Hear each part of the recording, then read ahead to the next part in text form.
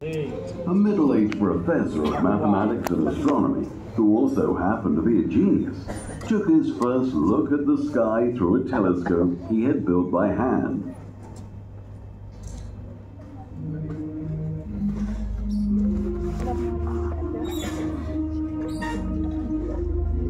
Like almost everyone who ever lived, Galileo Galilei wondered about all he saw in the night sky.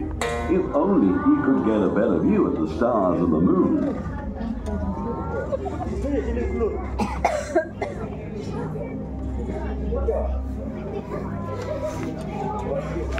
Recently, spyglasses had been invented to magnify things in the distance, such as ships. Galileo designed a much stronger spyglass and turned it upward. Would the telescope show him things about the universe that were invisible to the naked eye? Galileo was the first human being to see the mountains and craters on the moon. Before him, people believed that the moon was perfectly smooth. But Galileo's telescope revealed perfect features much like those on Earth. When he pointed his telescope at the planet Jupiter, he was shocked to find 4 small stars around it, which no one had ever seen. The next night, the stars had changed position. He concluded correctly that the stars were actually moons circling Jupiter.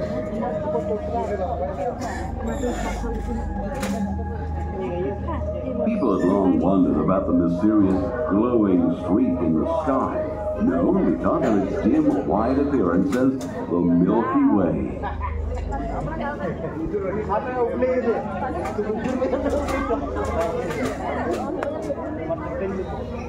Maybe Galileo could finally figure out what it was. It was made up of countless stars too faint to be seen without a telescope. Galileo realized that they were suns, like our own, but much, much farther away. Today we have built larger telescopes that can see thousands of times farther than Galileo. This image was taken by one of our most remarkable telescopes. It's not on Earth though. It's in space, where the view is not hampered by clouds, pollution, or the atmosphere. The Hubble Space Telescope. Through it, we're seeing things in the universe that are breathtaking.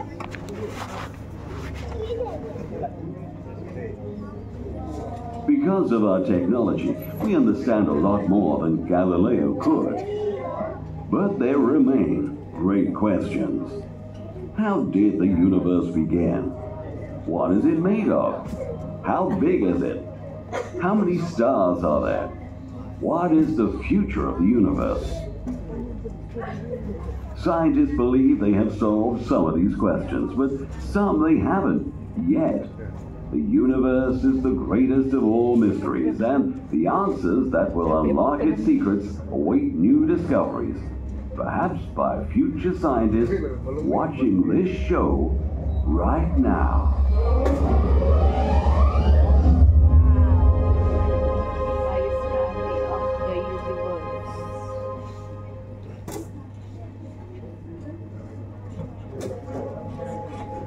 It is vast.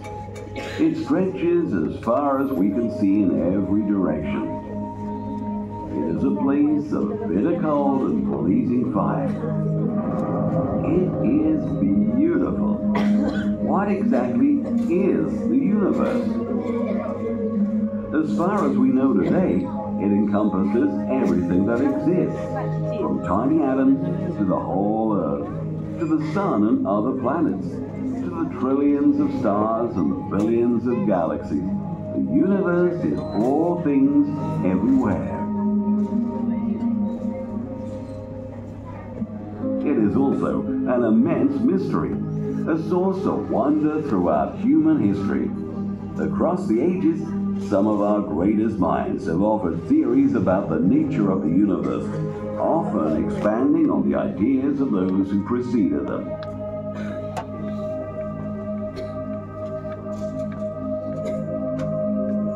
Today's story of the universe might appear strange to the great astronomers of the past.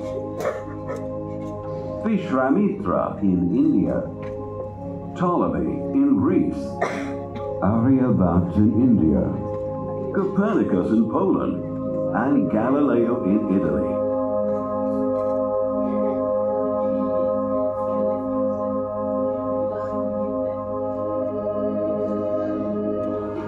We are not sure how the universe came into existence. Some believe that it was created in the remote past, and others say that it has always been around. Present-day science estimates that the universe is about 14 billion years old, and suggests that it exploded into being in a Big Bang.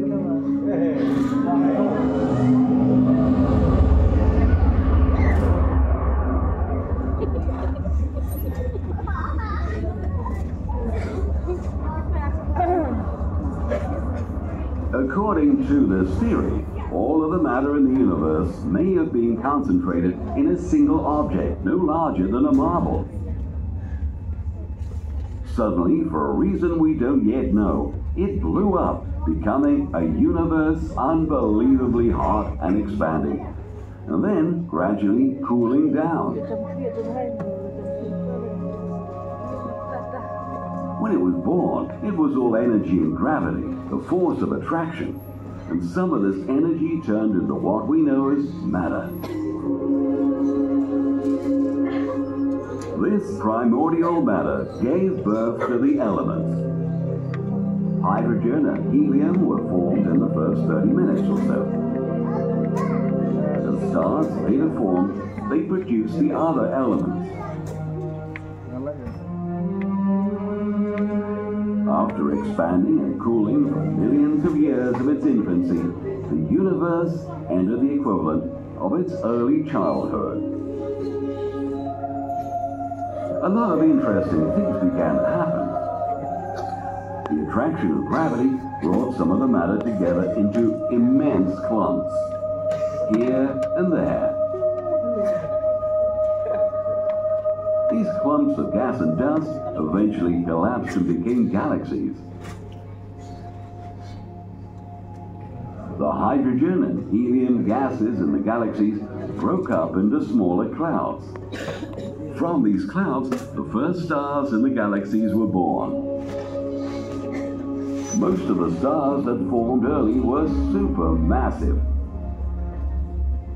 But they lasted just a few million years, then blew up in catastrophic explosions called supernovae.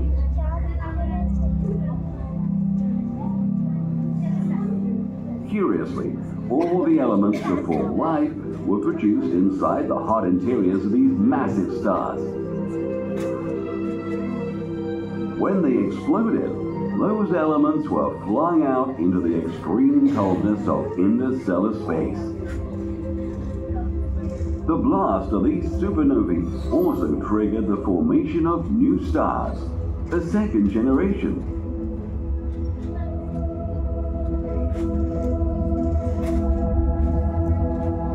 By the time the universe was a few billion years old, it was markedly different from what it had been just after the Big Bang. The simple state of radiant energy present at the time of its formation had grown into a massive collection of billions and billions of galaxies. Some of these galaxies are spiral-shaped, some elliptical, and another take irregular shapes, sometimes as a result of colliding galaxies. Generation after generation of stars were born, produced elements for life, such as carbon, oxygen, and iron, and eventually died.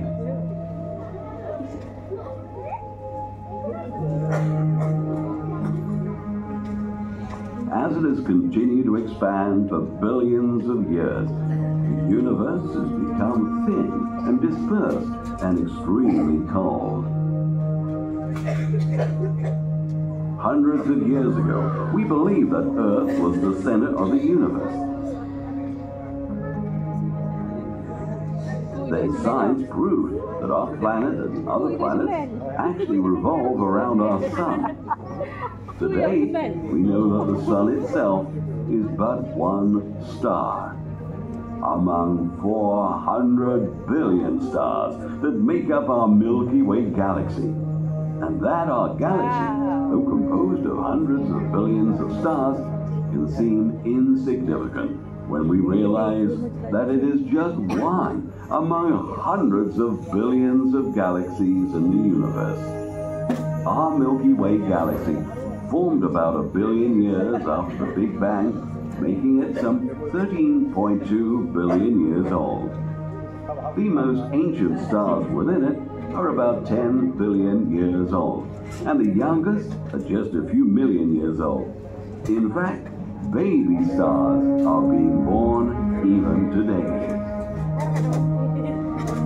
Our sun is a middle-aged star, 4.5 billion years old.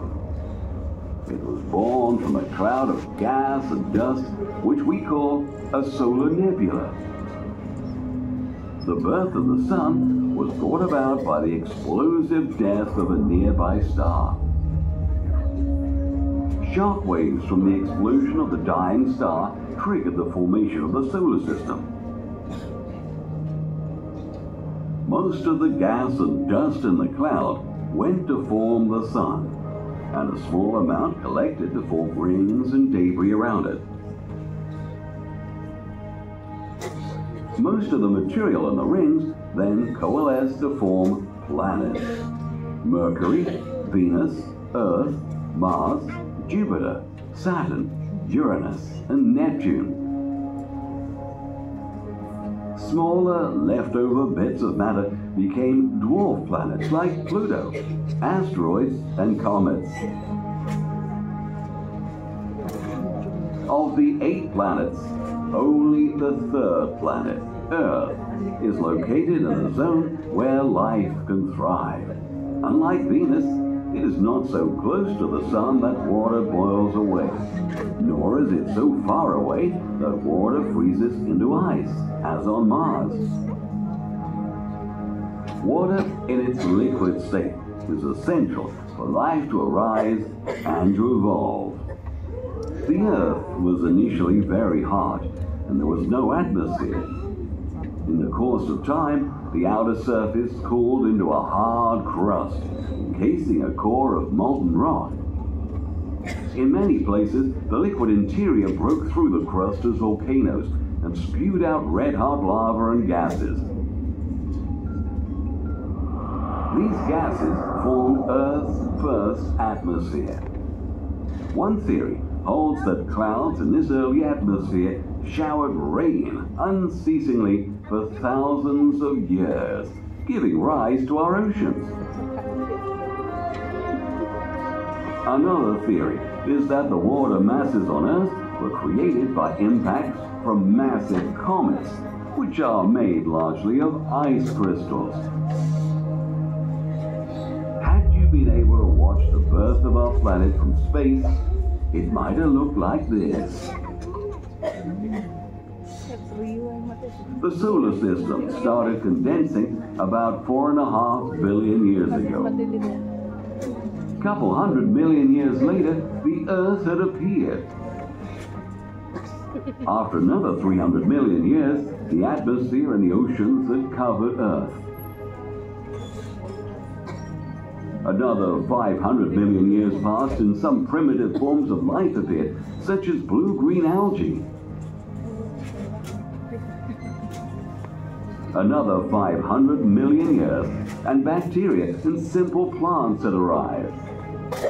Then, over billions of years, more and more complex organisms evolved, first in the sea and later on land. Eventually, some 200 million years ago, the gigantic animals we call dinosaurs dominated Earth, only to disappear about 70 million years ago, probably as a result of climatic changes caused by the crash of a large asteroid, setting the stage for the rapid evolution of mammals, foremost among them humans, who began to shape nature itself. Our ancestors made stone tools, used fire, and learned to farm.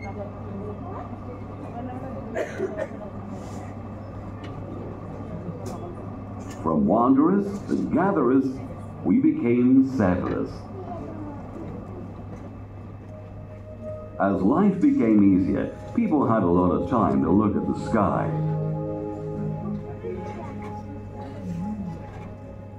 In the apparent random distribution of stars in the night sky, our ancestors imagined familiar shapes and patterns, which we call the constellations. Today we recognize a total of 88 constellations that encompass the entire sky.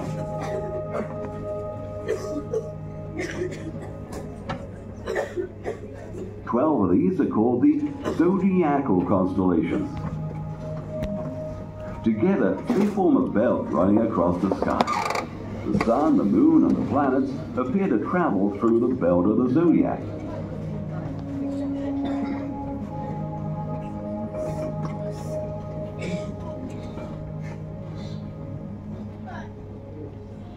One of the most conspicuous constellations seen in the winter sky is Orion, the hunter.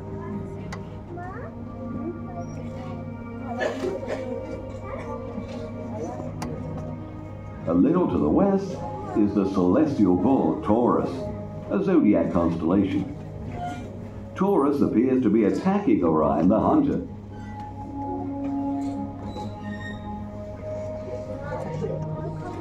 The orange giant star Aldebaran forms the eye of the bull.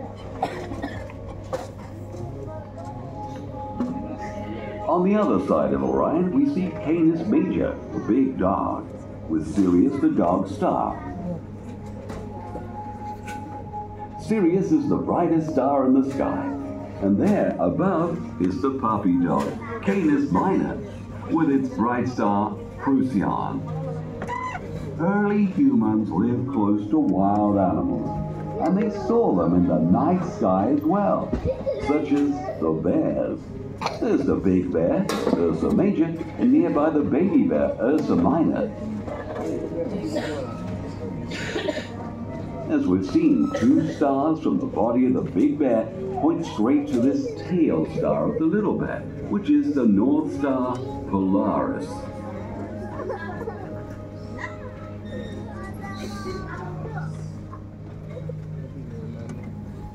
Right overhead, we find the famous zodiac constellation Leo the Lion. One of the brightest stars, Regulus at the front paw, is actually 4 stars. And Denebola at the tail is a relatively young star. In the southern skies, we see the ancient ship Argo. Together, we have divided this ship into 3 constellations. The sails of the ancient ship we call Vela, the stern, Puppis, and the keel of the ship is called Carina. Canopus of Carina is the second brightest star in the sky. In fact, Canopus is used to navigate in the southern seas.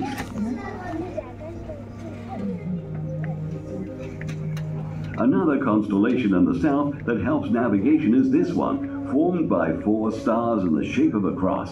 This is the Southern Cross, also known as Crux. Surrounding Crux is one of the biggest constellations, Centaurus. To the ancients, the stars were in the shape of a centaur, half man, half horse. Alpha Centauri, the 3rd brightest star in the sky, is at the rear hoof of Centaurus,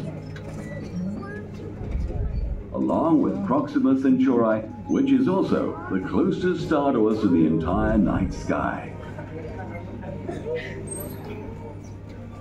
Here, in the constellation Boötes, the herdsman, we find Arcturus, the 4th brightest star. The 5th brightest star in the sky is seen rising in the east now, Vega, which has been studied more by astronomers than any star but the Sun.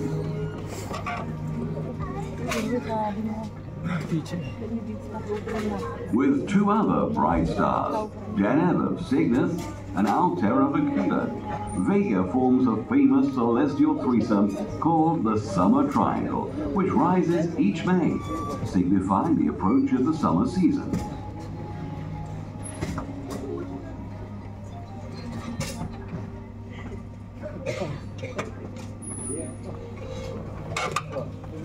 At any given time, you can see about 3,000 stars with your naked eyes. A few very bright, some dim, lots of stars barely visible. There are just a small fraction of the 400 billion stars in our Milky Way galaxy. To express the vastness of our universe, we use the term light year, the distance light can travel in 1 year. Our solar system is 300 light years from the center of the Milky Way galaxy. Andromeda Galaxy, which is the farthest object that the naked eye can see, is some 2 million light years away. And Andromeda is the closest major galaxy to us. Beyond it are more than 100 billion galaxies, stretching across billions of light years.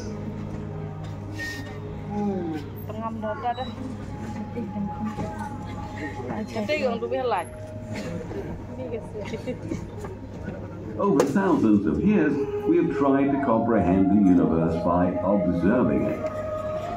Today, we do so using increasingly powerful telescopes and computers, trying always to formulate a comprehensible picture of the universe.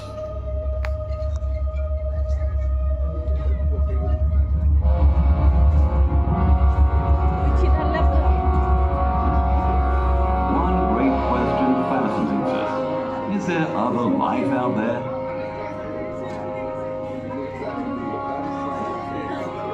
Some skywatchers exclusively search for extraterrestrial life.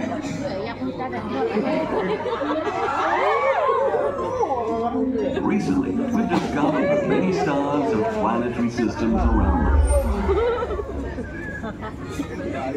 Some astronomers estimate there may be 1 billion places in the universe which can support life. But as of now, we have discovered no evidence of life elsewhere in the universe.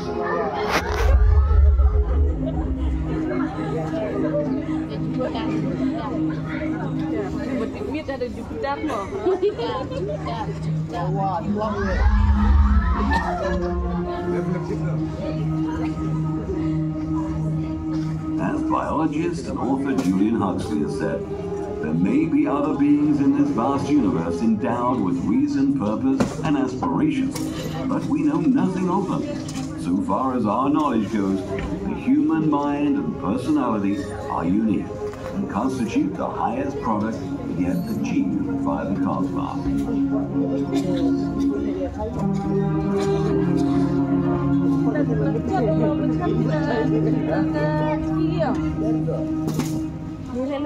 Man is that process of reality, said Huxley, in which and through which the cosmic process has become conscious and has begun to comprehend itself.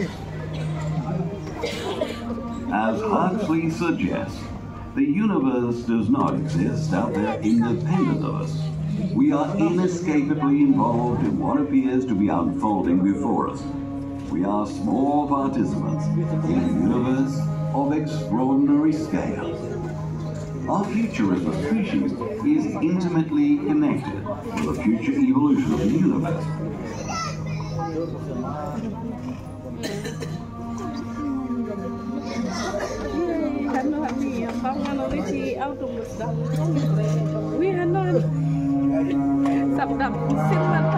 Coming centuries, climate on Earth may change drastically. The continents which are drifting apart may one day collide with each other, destroying old mountains and creating new ones where none existed before.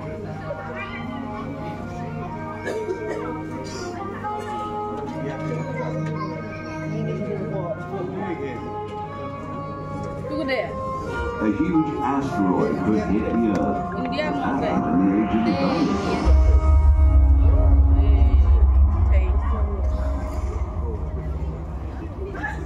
Some stars may die in the neighborhood, and some new ones may be born.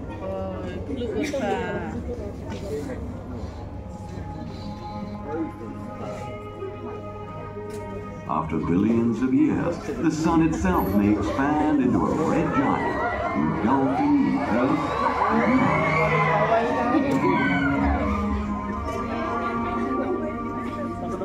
In the past, some astronomers theorized that our expanding universe might eventually slow down, halt, and begin to collapse.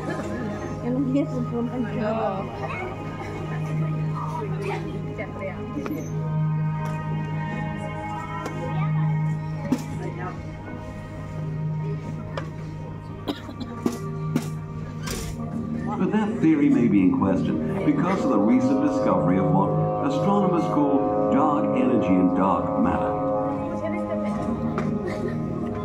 We don't know exactly what they are, but we know they make up a large part of the universe, and discovery suggests that the universe is not just expanding, but accelerating.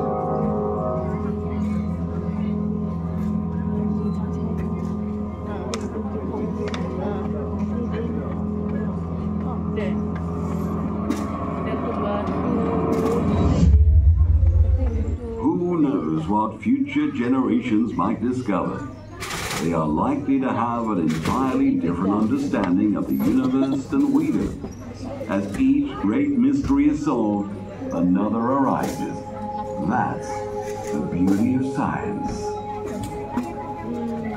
Of the universe, Guwahati Planetarium, Mumbai. Good dong.